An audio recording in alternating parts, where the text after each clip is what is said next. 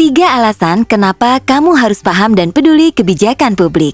Pertama, kebijakan publik mempengaruhi hidup kita sehari-hari. Mulai dari langit yang kotor karena polusi, tarif ojek online, tagihan listrik, sampai penggunaan media sosial. Semuanya diatur oleh kebijakan publik. Kedua, kita punya hak dan kepentingan untuk memastikan kebijakan publik bekerja untuk kita dan bukan kepentingan politik atau ekonomi tertentu.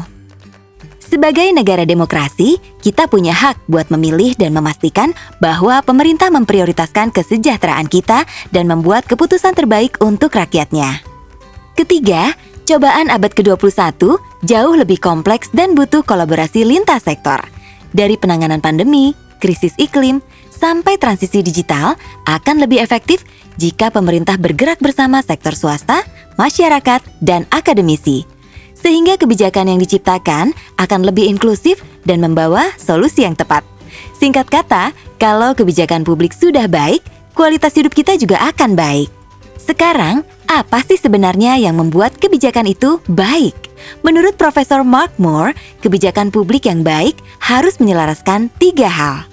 Pertama, berlandaskan analisis dan bukti kalau kebijakan tersebut akan berdampak positif bagi kesejahteraan masyarakat luas atau kelompok yang termarginalkan. Kedua, dirancang sesuai kapasitas operasional sehingga benar-benar bisa dilaksanakan, bukan cuma bagus di atas kertas, tapi tidak realistis. Ketiga, mendapat dukungan politik dari berbagai pemangku kepentingan, salah satunya melalui proses yang partisipatif. Sayangnya, kalau kita berkaca dari bukti anekdotal sejak tahun 1998, berbagai kebijakan publik di Indonesia belum memenuhi 3 faktor di atas, karena kebijakan kita masih kurang berorientasi dampak. Misal, naskah akademik yang mestinya dijadikan landasan pengajuan rancangan undang-undang, pada akhirnya hanya jadi kebutuhan administrasi pelengkap. Atau malah kebijakan sering kali dibuat karena formalitas atau tren, padahal seharusnya berlandas ilmu pengetahuan. Kedua, terdapat berbagai tantangan dalam implementasi.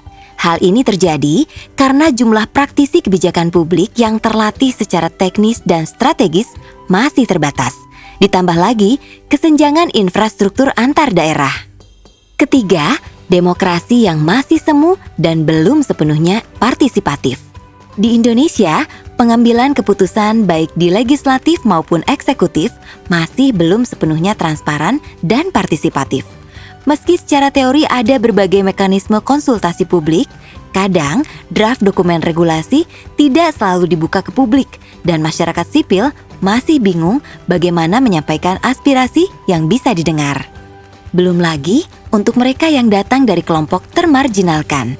3 tantangan ini mendasari kenapa Think Policy lahir dan membawa intervensi 3 tingkat. Pertama, Insights.